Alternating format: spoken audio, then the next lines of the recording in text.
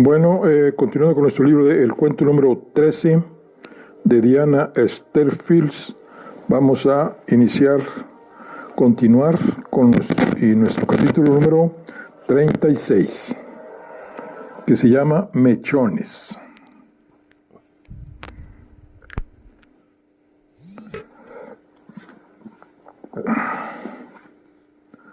En casa de la señorita Winter nunca miraba el reloj. Para los segundos contaba con las palabras. Los minutos eran renglones de caligrafía en lápiz. 11 palabras por renglón, 23 renglones por hoja. He ahí mi nueva cronometría. Paraba regularmente para hacer girar la manivela del sacapuntas y observar las virutas de madera con carboncillo columpiarse hasta la papelera. Esas pausas marcaban mis horas. Tan absorta me tenía la historia que estaba escuchando y escribiendo que no deseaba nada más. Mi propia vida había quedado reducida a la nada. Mis pensamientos diurnos y mis sueños nocturnos estaban habitados por seres que pertenecían al mundo de la señorita Winter, no al mío. Eran Hester y Emmeline, Isabel y Charlie, quienes pagaban por mi imaginación, y Angel Fields era el lugar al que siempre volvían mis pensamientos. La verdad era que no me molestaba renunciar a mi vida, sumergirme hasta las profundidades de la historia de la señorita Winter era un modo de darle espalda a mi propia historia. Sin embargo, no es tan fácil olvidarse de sí mismo. Por mucho que insistiera en mi ceguera, no podía escapar al hecho de que ya era diciembre. En el fondo de mi mente, en la linde de mi sueño, en los márgenes de las hojas que tan frenéticamente llenaba con palabras, era consciente de que había comenzado la cuenta atrás y sentía la aproximación implacable de mi cumpleaños. El día siguiente, a la noche de las lágrimas, no vi a la señorita Winter. Se quedó en cama y solo recibió a Judith y al doctor Clifton. Lo agradecí. Tampoco yo había pasado una buena noche.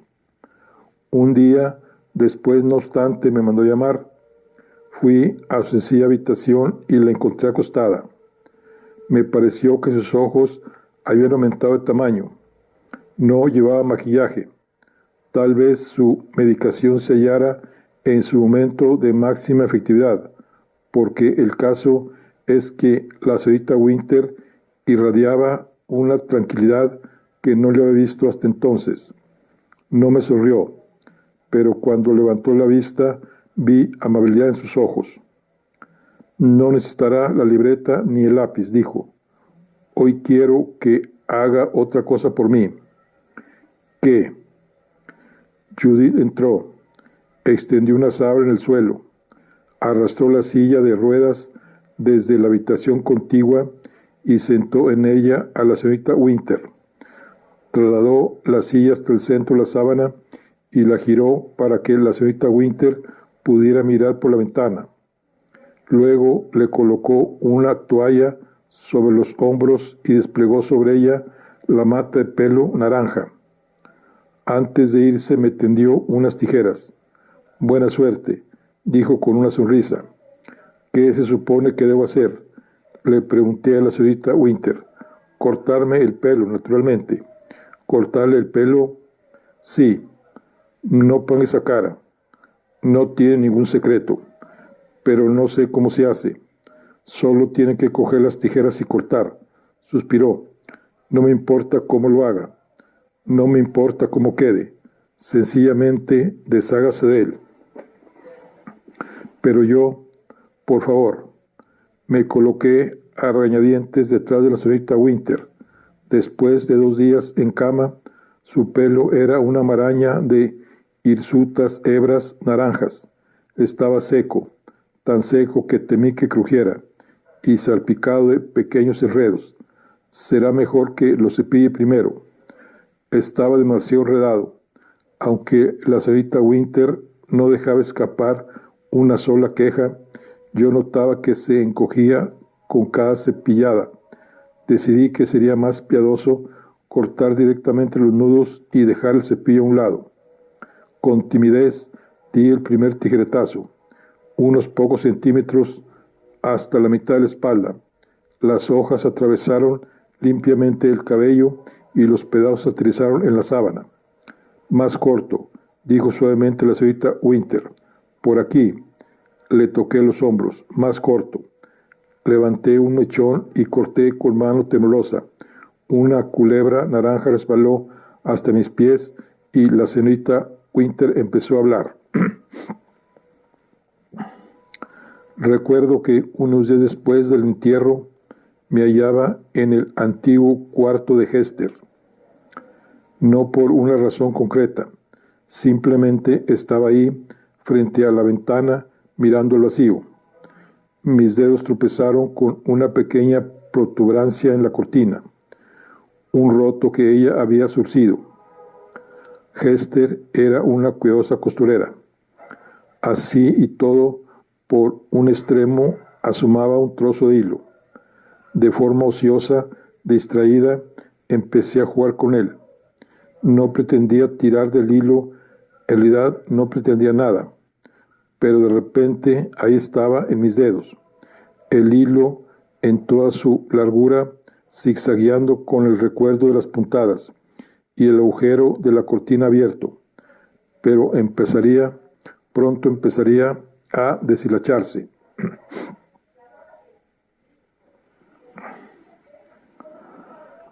A John nunca le gustó tener a Hester en la casa. El día en que se marchó, lo celebró. Aún así, una cosa era cierta. Si Hester hubiera estado ahí, John no habría subido al tejado. Si Hester hubiera estado ahí, nadie habría toqueteado el seguro de la escalera. Si Hester hubiera estado ahí, ese día habría amanecido como cualquier otro día, y como cualquier otro día, John habría hecho sus labores de jardinero. Cuando la ventana solediza hubiera proyectado su sombra vespertina sobre la grava, ahí no habría habido ninguna escalera, ni peldaños, ni un John tendido en el suelo para no sentir la fría caricia. Aquel día habría llegado y se habría marchado como cualquier otro, y por la noche John se habría acostado y habría dormido profundamente sin soñar que caía al vacío. Si Hester hubiera estado ahí, el agujero de la cortina me resultó insoportable. Yo había estado dando tijeretazos al pelo de la señorita Winter mientras ella hablaba, pero al llegar a la altura de los lóbulos me detuve. Alzó una mano y palpó la longitud. Más corto, dijo. Recuperé las tijeras y seguí cortando. El muchacho seguía apareciendo todas las mañanas. Cavaba, desherbaba, plantaba y abonaba. Yo suponía que continuaría trabajando hasta cobrar el dinero que le debíamos, pero cuando el abogado me entregó una suma en efectivo para que puedan mantenerse hasta que vuelva tu tío, y le pagué, siguió viniendo a trabajar. Le observaba desde la ventana, de arriba. Alguna que otra vez el muchacho levantaba la vista y yo daba un salto atrás, pero un día me vio y me saludó con la mano. No le devolví el saludo. Todas las mañanas dejaba hortalizas en la puerta de la cocina, a veces junto con un conejo desollado o una gallina desplumada, y todas las tardes recogía las mondaduras para el abono. Se entretenía en la puerta y como ya le había pagado, casi siempre tenía un cigarrillo en los labios. Yo había agotado los cigarrillos de John y me fastidiaba que el muchacho pudiera fumar y yo no. Nunca se lo dije, pero un día, estando él con el hombro apoyado en el marco de la puerta, me descubrió mirando el paquete de cigarrillos de su bolsillo superior. «Te cambio uno por una taza de té», dijo. Entró en la cocina. Era la primera vez que entraba desde la muerte de John, y se sentó en la silla de John, con los codos sobre la mesa. Yo me senté en la silla del rincón, donde solía sentarse el ama. Bebimos el té en silencio, lanzando bocanadas de humo que viajaban hacia él del lúcido techo en forma de perezosas nubes y espirales. Después de dar la última calada a nuestros respectivos cigarrillos y apagarlos cada uno en su plato, se levantó sin decir una palabra, salió de la cocina y regresó a su trabajo. Al día siguiente, cuando llamó a la puerta con las verduras, entró directamente en la cocina. Se sentó en la silla de John y me dio un cigarrillo antes incluso de que yo hubiera puesto el agua a hervir. No hablábamos, pero teníamos nuestras propias costumbres. Emmeline, que nunca se levantaba antes del mediodía, a veces pasaba la tarde en el jardín, contemplando al muchacho hacer su trabajo. Yo la reñía. «Eres la hija de la casa.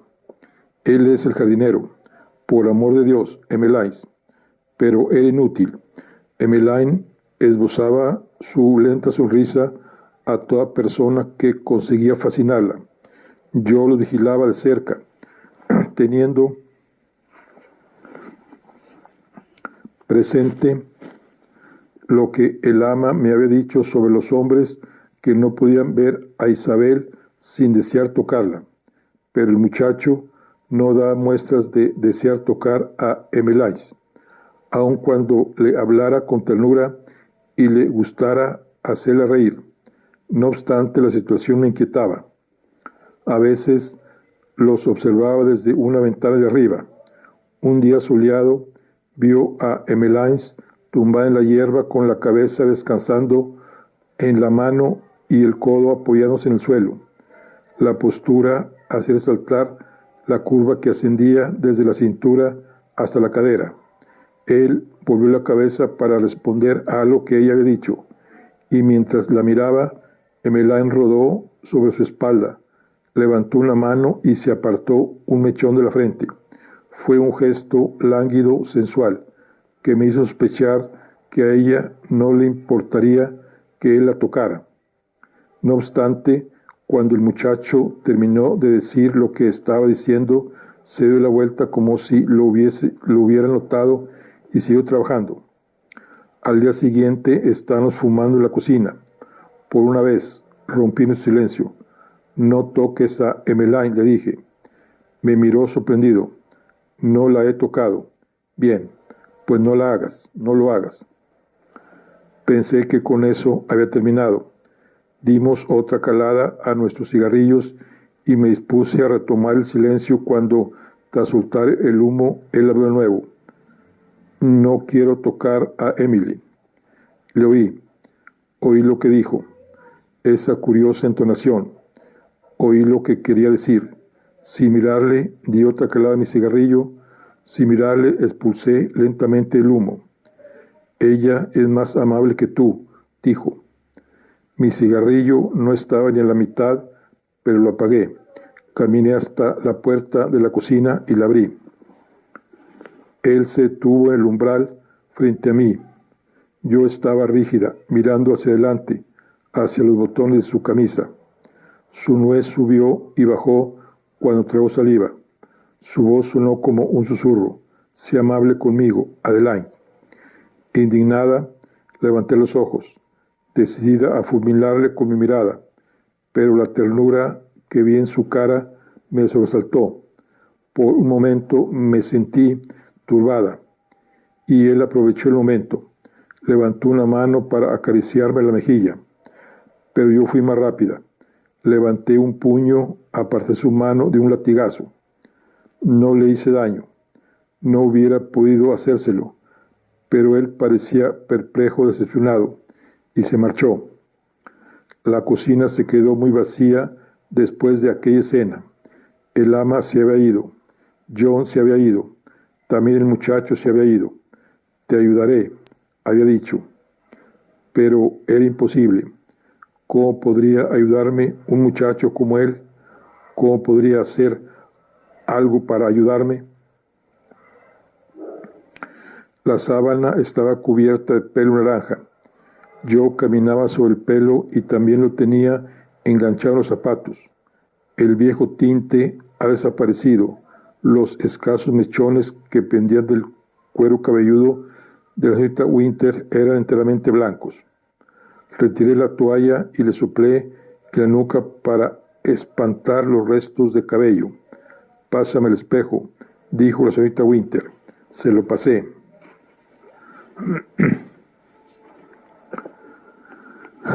Con el cabello trasquilado, parecía una chiquilla entrecana. Se lo puse delante y se miró a los ojos desnudos y apagados durante un largo rato. Luego dejó el espejo sobre la mesa boca abajo. Es justamente lo que quería. Gracias, Margaret. La dejé sola y cuando regresé a mi habitación pensé en el muchacho. Pensé en él y Adelines, y en él y Emmeline. Luego pensé en Aurelius, encontrado siendo un bebé, vestido con una prenda antigua y envuelto en una bolsa de cuero con una cuchara de Ángel Fizz y una página de Jane Eyre. Pensé largo y tendido en todo eso, pero por más que lo intenté, no llegué a ninguna conclusión. En uno de esos incomprensibles quiebros de la mente, sí tuve, no obstante, una ocurrencia. Recordé lo que Aurelius me había dicho la última vez que estuve en Ángel Fizz. Ojalá hubiera alguien que pudiera contarme la verdad. Y encontré su eco. Cuénteme la verdad.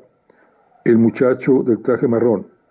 Eso explicaría por qué el Banbury Herald no tenía constancia de la entrevista para la que su joven reportero había viajado a Yorkshire. Aurelius era el muchacho del traje marrón.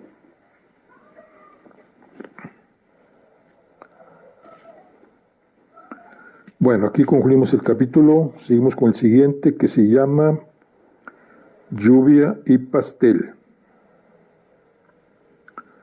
Al día siguiente me despertó. Hoy,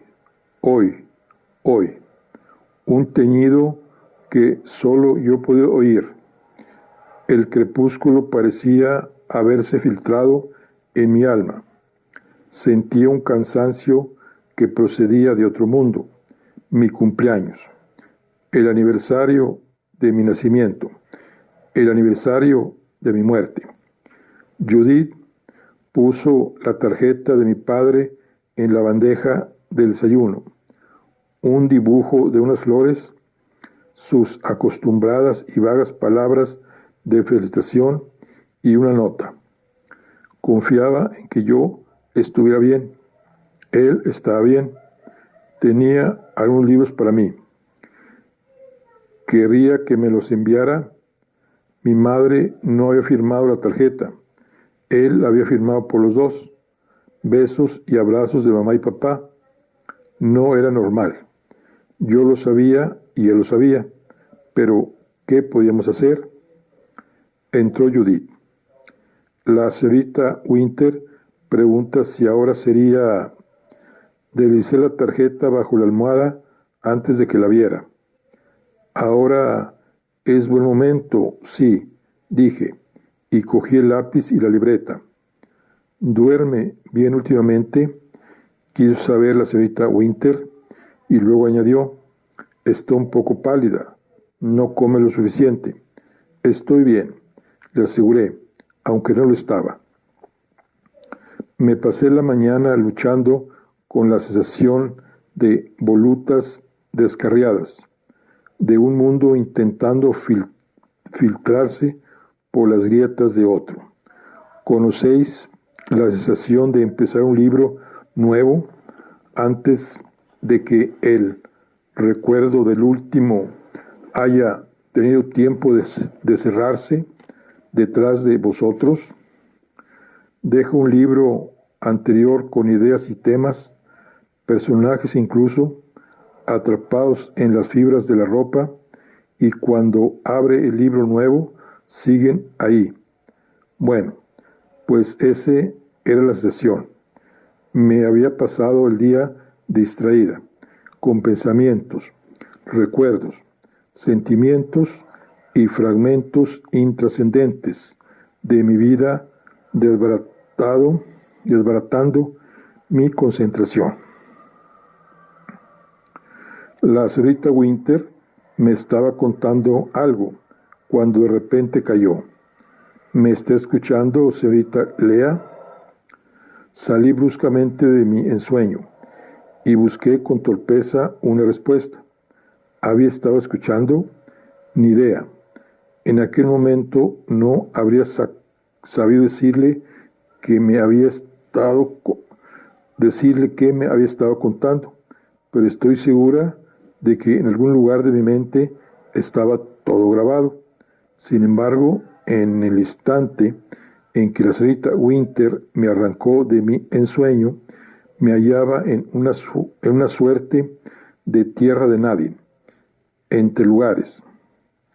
La mente hace toda clase de diabluras, toda clase de cosas, mientras nosotros dormitamos en una zona blanca que el espectador interpreta como falta total de interés. Al no saber qué decir, me quedé mirándola mientras ella se iba impacientando, hasta que finalmente agarré la primera frase coherente que me vino a la cabeza. ¿Alguna vez ha tenido un hijo, señorita Winter? Santo Dios, qué pregunta. Claro que no. ¿Se ha vuelto loca, muchacha? ¿Y Emmeline? Tenemos un trato. Recuerda, nada de preguntas. Y cambiando la expresión del rostro, se inclinó hacia adelante y me observó con detenimiento. ¿Está enferma? No, creo que no.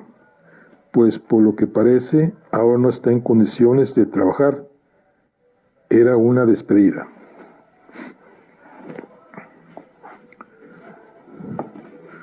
De vuelta a mi cuarto, pasé una hora aburrida, inquieta, asediada por mí misma.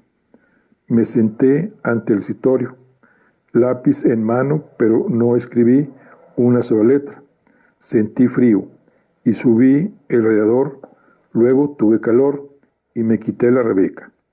Me habría gustado darme un baño, pero no había agua caliente. Preparé una taza de chocolate. Me pasé con el azúcar y el dulzor me produjo náuseas. ¿Un libro? ¿Serviría un libro? En la biblioteca los estantes estaban cubiertos de palabras muertas. Nada en ellos podría ayudarme. Un golpe de lluvia azotó la ventana y el corazón me dio un vuelco. Sal, si eso era lo que necesitaba. Y no solo al jardín, necesitaba irme lejos e irme a los páramos. Sabía que la verja principal estaba cerrada con llave y no quería pedirle a Mauricio que la abriera. Así pues, crucé el jardín hasta el punto más alejado de la casa, donde había una puerta en el muro, tomada por la hiedra. Llevaba mucho tiempo cerrada y tuve que retirar las hojas con las manos para poder descorrer el pestillo. Cuando cedió, tropecé con más hiedra que tuve que apartar antes de poder salir, algo despeinada al exterior. Creía que la lluvia me gustaba, pero en realidad sabía muy poco de ella. Lo que me gustaba era la lluvia ligera de la ciudad, esa lluvia atenuada por los obstáculos que los edificios ponían a su paso y templada por el calor que emanaba de la propia ciudad. En los páramos, enardecida por el viento y agriada por el frío, la lluvia era despiadada. Agujas de hielo me aguijoneaban el rostro, y a mi espalda vasijas de agua helada estallaban sobre mis hombros. Feliz cumpleaños. Si hubiera estado en la librería de mi padre, sacaría un regalo de debajo del mostrador al oír bajar por las escaleras. Sería un libro o varios comprados en subastas y acumulados durante todo el año, y un disco, un perfume o una lámina. Habría envuelto los regalos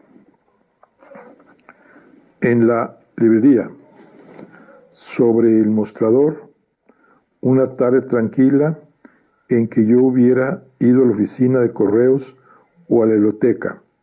Un día, a la hora de comer, habría salido solo a elegir una tarjeta y la habría escrito: besos y abrazos de papi y mamá. Sobre el mostrador, solo, muy solo. Iría a la panadería a por una tarta, y en algún lugar de la librería, yo seguía sin saber dónde, era uno de los pocos secretos que no había desentrañado. Papá guardaba una vela que sacaba y encendía ese día, todos los años, y yo la soplaba tratando de poner cara de felicidad. Luego nos comíamos la tarta con té y nos poníamos a catalogar y digerir en silencio. Sabía lo que él sentía ese día. Era más fácil ahora, de adulta, que cuando era una niña. Qué difíciles habían sido los cumpleaños en casa. Regalos camuflados, el cobertizo la víspera, no para que yo no los encontrara, sino para que no lo hiciera mi madre, que no soportaba verlos.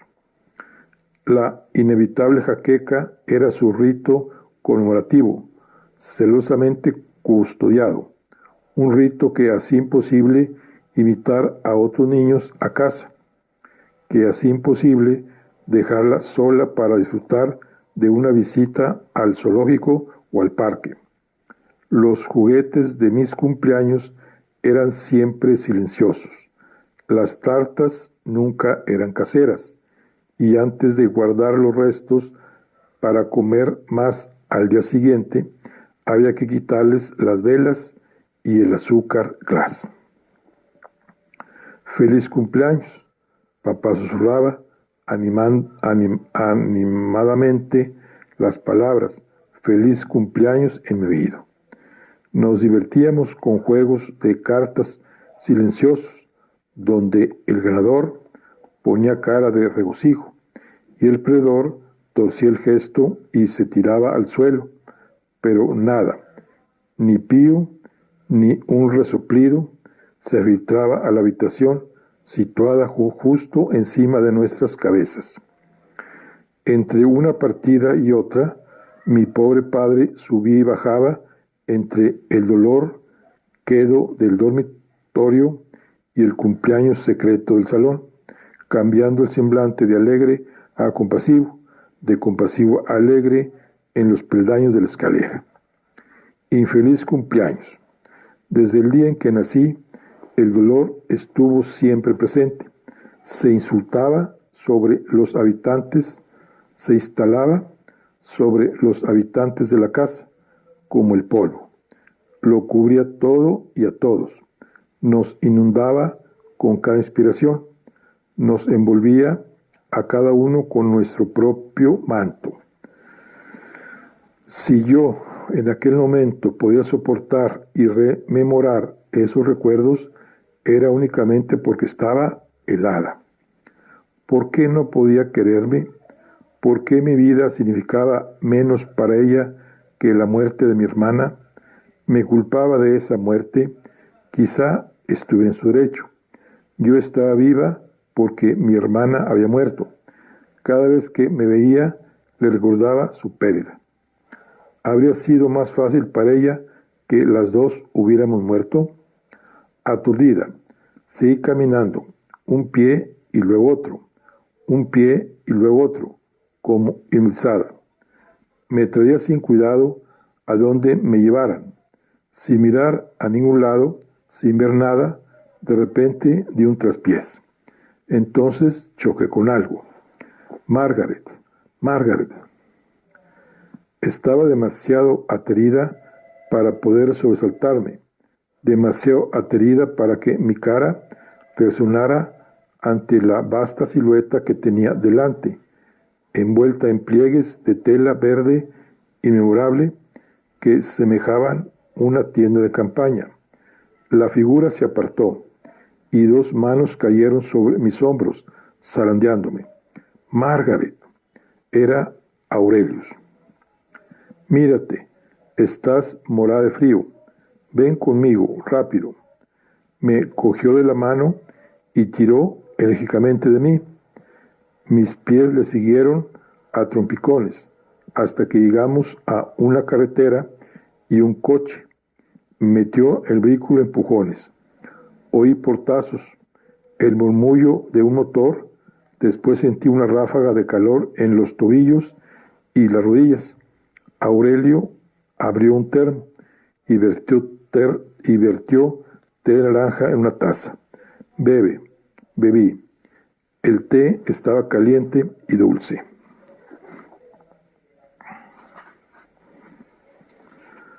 Come. Di un bocado al sándwich que me tendía. En el calor del coche, bebiendo té caliente y comiendo sándwich de pollo, sentí más frío que nunca. Los dientes empezaron a castañearme y tiritaba descontroladamente. «Madre mía», exclamó en voz baja Aurelius, mientras me pasaba un delicado sándwich tras otro. «¡Santo Dios!». La comida pareció devolverme parte de la cordura. «¿Qué haces aquí, Aurelius?». «He venido a darte esto», dijo. Echó un brazo hacia atrás y del hueco entre los dos asientos extrajo una lata para guardar pasteles. Colocó la lata en mi falda y esbozó una sonrisa radiante al tiempo que retiraba la tapa. Dentro había una tarta casera, y sobre ella, con letras de azul glass acaroladas, 3 palabras: «Feliz cumpleaños, Margaret». Tenía demasiado frío como para poder llorar. De hecho, la combinación del frío y la tarta me empujó a hablar. Las palabras empezaron a salir de mi boca, sin orden ni concierto, como objetos arrojados por glaciares en deshielo. Una canción de noche, un jardín con ojos, hermanas, un bebé, una cuchara. Ante un desvarío, Aurelius estaba desconcertado. Pero ella me dijo: «Te mintió, Aurelius. Cuando fuiste a verla con tu traje marrón, te mintió. Lo ha reconocido». «Jesús», exclamó Aurelius, «¿cómo sabes lo de mi traje marrón? Tuve que hacerme pasar por periodista, ¿sabes?». Entonces, cuando empezó a asimilar lo que le estaba contando: «Dices que hay una cuchara como la mía. Es tu tía, Aurelius, y Emmeline es tu madre». Aurelius dejó de atusarme el pelo y se quedó un largo rato mirando por la ventanilla del coche en dirección a la casa. «Mi madre», murmuró ahí. Asentí con la cabeza. Hubo otro silencio. Luego se volvió hacia mí. «Llévame hasta ella, Margaret». De repente tuve la sensación de que despertaba. «El caso, Aurelius, es que tu madre no está bien. ¿Está enferma? Entonces debes llevarme hasta ella, enseguida». «No está enferma exactamente. ¿Cómo explicártelo? Sufrió heridas en el incendio, Aurelius, no solo en la cara, también en la mente. Aurelius registró este nuevo dato, lo añadió a su depósito de pérdida y dolor, y cuando habló de nuevo, lo hizo con solemne determinación. Llévame hasta ella. ¿Fue mi enfermedad lo que dictó mi respuesta? ¿Se debió a que fuera mi cumpleaños o a mi propia orfandad materna? Puede que estos factores tuvieran algo que ver, pero más importante que todos ellos fue que la expresión de Aurelius mientras aguardaba mi respuesta. Existían muchísimas razones para negarme a su petición, pero frente a la fuerza de su anhelo, perdieron toda su fuerza y acepté.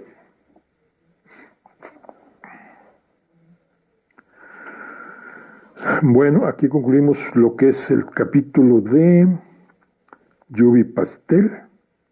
Vamos con el siguiente, que se llama Reencuentro.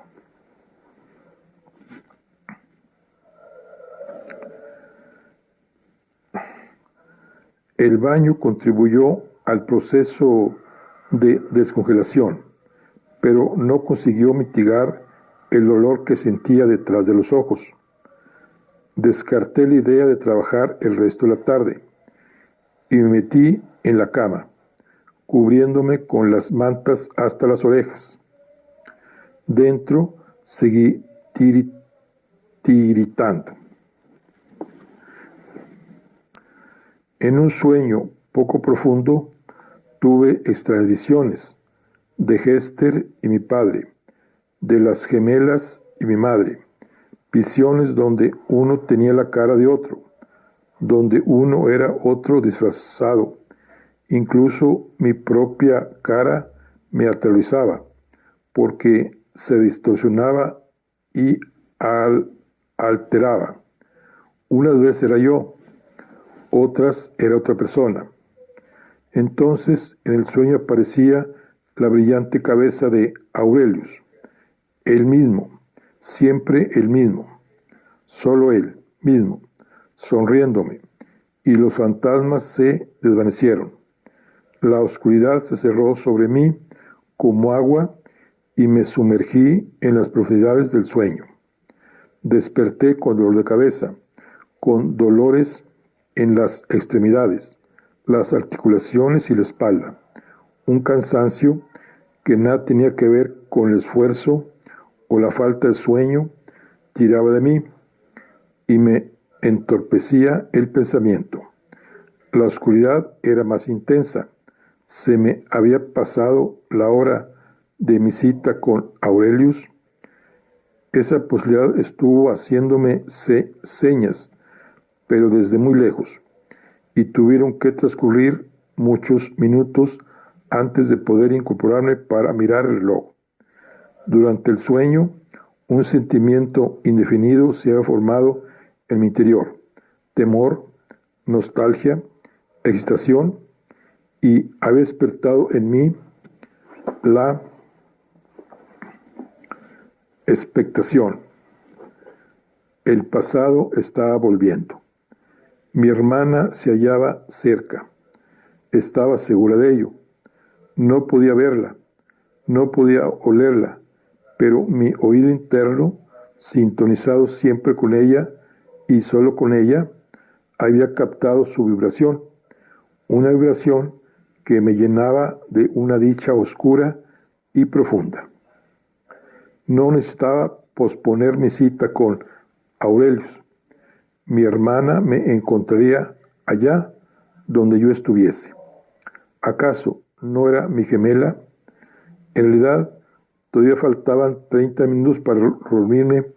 Faltaban 30 minutos para reunirme con Aurelius en la puerta del jardín. Salí con dificultad de la cama y, demasiado cansada y aterida para quitarme el pijama, me puse encima una falda gruesa y un jersey. Abrigada como una niña en una noche en que hay fuegos artificiales, Bajé a la cocina. Judith me había dejado un plato de comida, pero no tenía hambre. Me quedé 10 minutos sentada ante la mesa, ansiando cerrar los ojos, pero resistiéndome a ello por miedo a rendirme al sopor que tiraba de mi cabeza hacia la dura superficie de la mesa. Cuando faltaban 5 minutos para la hora, abrí la puerta de la cocina y salí al jardín. Ni una luz en la casa, ni una estrella. A veces, a trompicones en la oscuridad, la tierra blanda bajo los pies y el roce de hojas y ramas me indicaban cuánto me había salido del camino. Sin haberla advertido, una rama me arañó la cara y cerré los ojos para protegerlos. Dentro de mi cabeza sentí una vibración dolorosa y eufórica a la vez. Enseguida la reconocí, era su canción. Mi hermana estaba en camino. Llegué al lugar de la cita. La oscuridad tembló. Era Aurelius. Mi mano chocó torpemente con él, luego notó que la sostenía. ¿Te encuentras bien? Oí la pregunta, pero muy vagamente. ¿Tienes fiebre? Las palabras estaban ahí, pero qué curioso que carecieran de significado.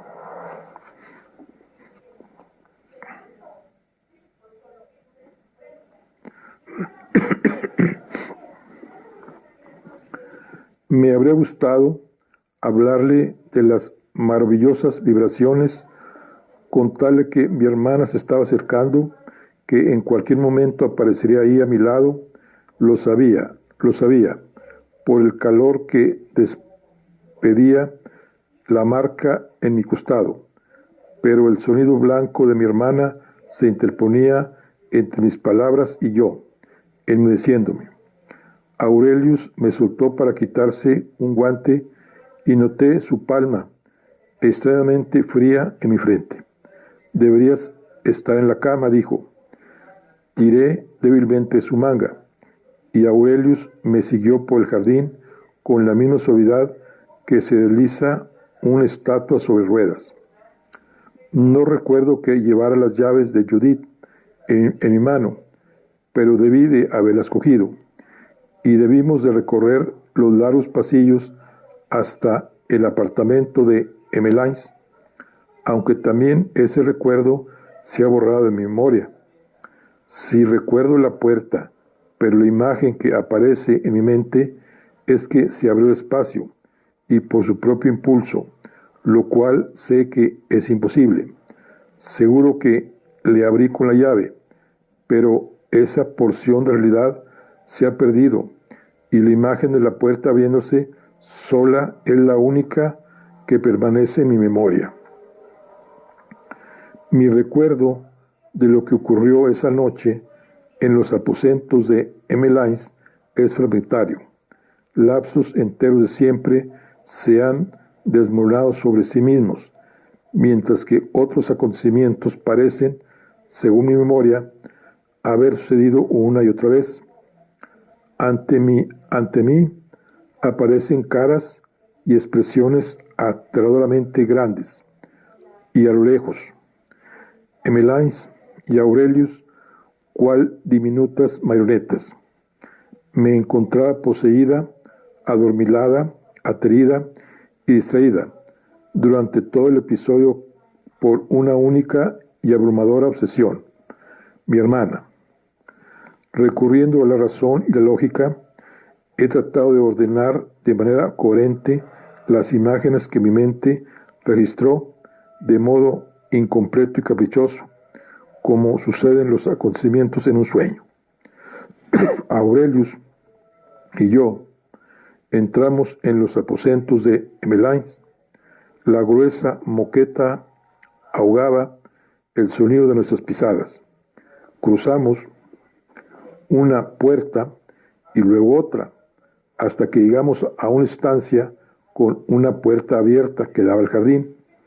De pie, en el umbral, de espaldas a nosotros, había una figura de pelo blanco. Estaba tarareando la, el mismo fragmento suelto de una melodía sin comienzo, sin resolución, que me había perseguido desde mi llegada a la casa. Las notas consiguieron colocarse en mi cabeza, donde compitieron con la aguda vibración de mi hermana. Aurelius, a mi lado, estaba esperando a que yo anunciara nuestra presencia a Emmeline, pero yo no podía hablar. El mundo se había reducido a un ulular insoportable en mi cabeza, el tiempo que se convirtió en un segundo eterno. Estaba muda. Me llevé las manos a los oídos, luchando por atenuar el caos de sonidos. Al ver mi gesto, Aurelianus exclamó: Margaret. Al oír una voz desconocida a su espalda, Emmeline se da la vuelta. Sobresaltada, la angustia se apodera de sus ojos verdes. Su boca sin labio forma una O contrahecha, pero el tarareo no cesa, solo cambia de dirección y se alza en un lamento agudo que siento como un cuchillo en la cabeza. Aurelius se vuelve conmocionado hacia Emmeline y el rostro destrozado de esa mujer, que es su madre, lo paraliza. Como unas tijeras, el sonido que sale de su boca corta el aire. Durante un rato permanezco sorda y ciega. Cuando vuelvo a ver, Emmeline está de cuclillas en el suelo. Su lamento ya no es más que un sollozo. Aurelius se arrodilla a su lado. Las manos de ella lo buscan. No sé si su intención es estrecharlo o rechazarlo, pero él le coge una mano y la retiene en la suya. Mano con mano, sangre con sangre. Él es un monolito de desolación. Dentro de mi cabeza todavía siento un tormento de sonido blanco, vivo. Mi hermana. El mundo retrocede y me descubro sola en medio de un ruido torturador. Aun cuando no pueda recordarlo, sé lo que sucedió después. Aurelius suelta con ternura a Emmeline al oír pasos en el vestíbulo. Se oye una exclamación cuando Judith se percata de que no tiene las llaves. En el tiempo que tarda en ir a buscar otro juego, probablemente las llaves de Mauricio, Aurelius sale como una flecha por la puerta del jardín y desaparece en la noche. Cuando Judith entra finalmente en la habitación, mira a Emmeline, que está en el suelo, y luego, con un grito de alarma, se acerca a mí. Pero en ese momento yo no estoy consciente de nada, pues la luz de mi hermana me abraza, se apodera de mí, me libera de la conciencia. Al fin.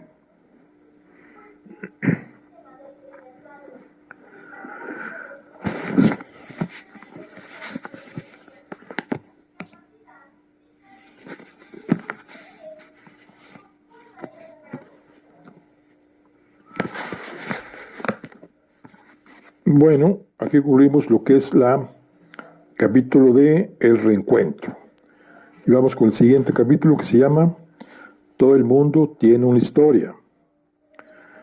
Dice: la angustia afilada como las miradas verdes de la señorita Winter me despierta bruscamente. ¿Qué nombre habré estado pronunciando en sueños? ¿Quién me desvistió y metió en la cama? ¿Qué leyó en la marca de mi piel? ¿Qué ha sido de Aurelius? ¿Y qué le he hecho a Emmeline? Cuando mi conciencia emerge lentamente del sueño, lo que más me atormenta es su rostro consternado. Cuando despierto, no sé ni qué día ni qué hora es. Judith está a mi lado. Nota que me muevo y me sostiene un vaso en los labios. Bebo. Antes de poder hablar, me vence nuevamente el sueño. La segunda vez que desperté, la señorita Winter se hallaba junto a mí, cama con un libro en las manos. Su silla estaba forrada de cojines de terciopelo, como siempre, pero con los mechones de pelo blanco enmarcándole el rostro desnudo, parecía una niña traviesa que ha trepado al trono de la reina para gastarle una broma. Al oír movimiento, levantó la cabeza de su lectura. El doctor Clifton ha estado aquí. Tenía mucha fiebre. No dije nada. No sabíamos que era su cumpleaños, prosiguió. No pudimos encontrar una tarjeta. En esta casa no somos muy dados a celebrar los cumpleaños, pero le trajimos unas flores de torbisco del jardín. En el jarrón había unas ramas oscuras, sin hojas, pero recubiertas de delicadas flores moradas que llenaban el aire con su perfume dulce y embriagador. ¿Cómo supo que era mi cumpleaños? Usted nos lo dijo mientras dormía. ¿Cuándo piensa contarme su historia, Margaret? Yo no tengo historia, dije. Por supuesto que sí. Todo el mundo tiene una historia. Yo no, negué con la cabeza. En mi cabeza podía escuchar el eco vago de palabras que quizá haya pronunciado mientras dormía. La señorita Winter colocó la cinta entre las páginas y cerró el libro. Todo el mundo tiene una historia. Es como la familia. Quizá no la conozca. Quizá la haya perdido. Pero así todo existe. Puede alejarse de ella o darle espalda, pero no puede decir que no tiene. Lo mismo sucede con las historias. De modo que, concluyó, todo el mundo tiene una historia. ¿Cuándo piensa contarme la suya? No voy a contársela. La señorita Winter la dio la cabeza y aguardó a que yo prosiguiera. Nunca le he contado a nadie mi historia, si es que la tengo, claro, y no veo razones para cambiarla ahora. Ya veo, dijo con suavidad, asintiendo con la cabeza como si lo comprendiera. No es asunto mío, desde luego. Volvió la mano sobre su regazo y contempló fijamente su palma herida. Usted es libre de no hablar si así lo desea, pero el silencio no es el entorno natural para las historias. Las historias necesitan palabras.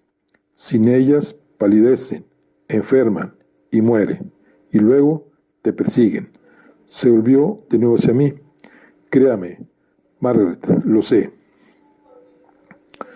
Dormía muchas horas, y cada vez que despertaba encontraba junto a mi cama una comida de convalecencia, preparada por Judith. Daba 1 o 2 bocados, no más. Cuando Judith regresaba para recoger la bandeja, apenas conseguía ocultar su decepción al ver la comida casi intacta, pero nunca decía nada. Yo no tenía dolores, ni jaquecas, ni escalofríos, ni náuseas, a menos que cuente el profundo cansancio y el remordimiento que sentía como una losa sobre mi cabeza y mi corazón. ¿Qué le había hecho a Emmeline y a Aurelius? En mis horas de vigilia me atormentaba el recuerdo de aquella noche. En sueños me perseguía la culpa. ¿Cómo está Emmeline? Le preguntaba a Judith. ¿Está bien? Sus respuestas eran indirectas. ¿Por qué me preocupaba por la señorita Emmeline cuando yo estaba tan pachucha? Hacía mucho tiempo que la señorita Emmeline no estaba bien. La señorita Emmeline ya era muy mayor. Su renuencia a explicarse con claridad me dijo todo lo que necesitaba saber. Emmeline no estaba bien, y yo tenía la culpa. En cuanto a Aurelius, lo único que podía hacer era escribirle. Cuando tuve fuerzas, le pedí a Judith que me trajera papel y pluma, y recostada en una almohada, redacté el borrador de una carta.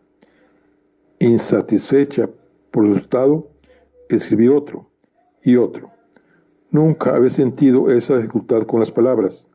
Cuando mi colcha quedó cubierta de suficientes versiones descartadas como para desesperarme, elegí una al azar y la pasé en limpio. Querido Aurelius, ¿estás bien? Siento muchísimo lo ocurrido. Nunca fue mi intención hacer daño a nadie. Perdí la cabeza, ¿verdad? ¿Cuándo podré verte? ¿Seguimos siendo amigos? Margaret. Esto tendrá que servir.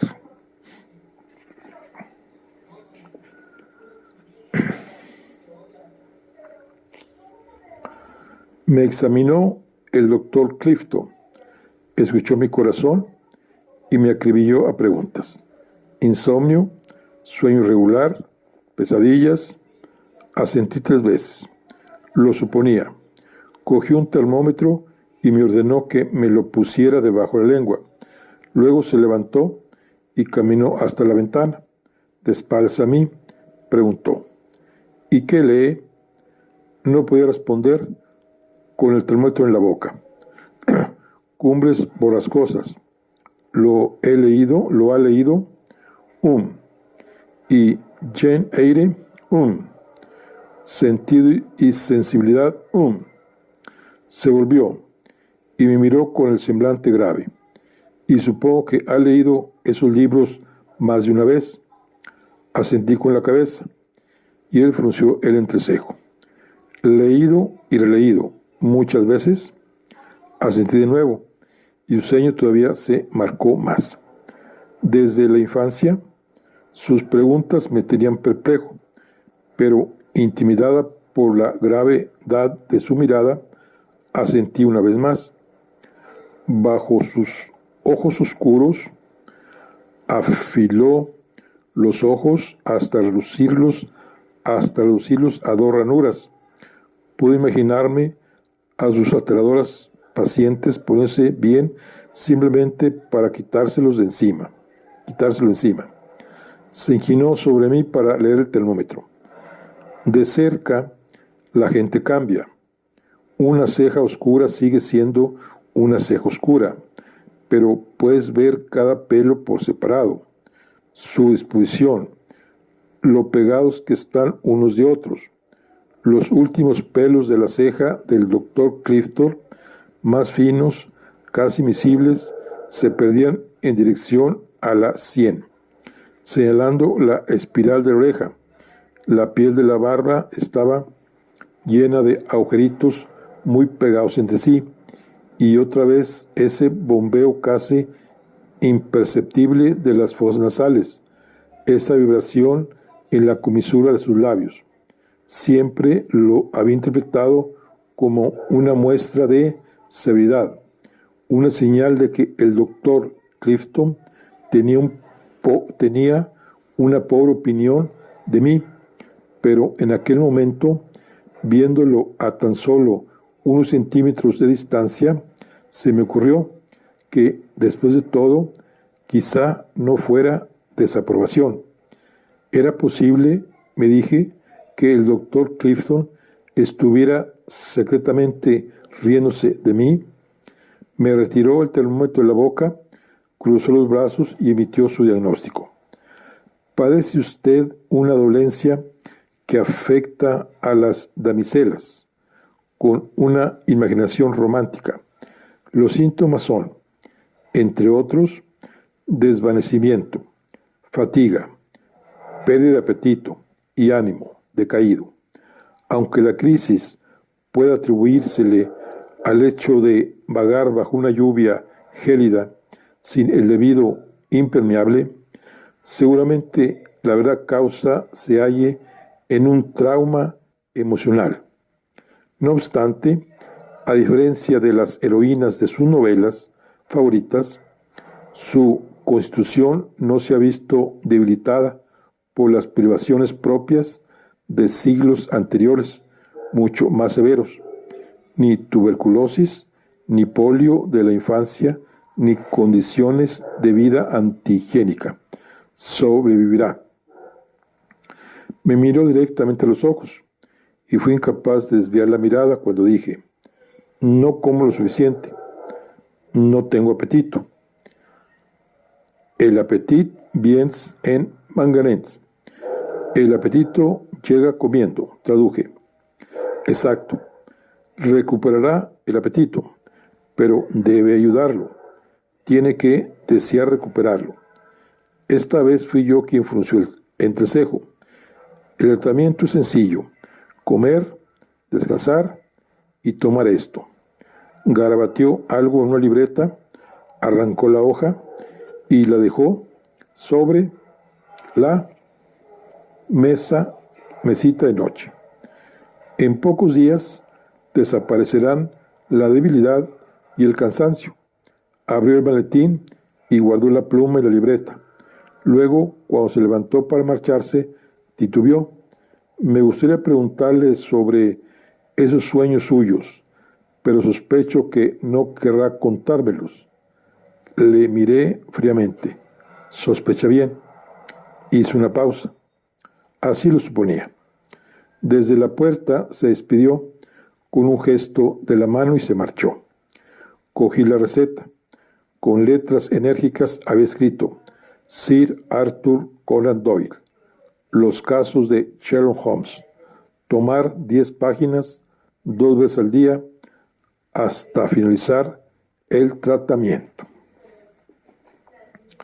Bueno, pues aquí concluimos lo que es el capítulo y concluimos la charla del día de hoy. Nos vemos en la siguiente. Hasta luego.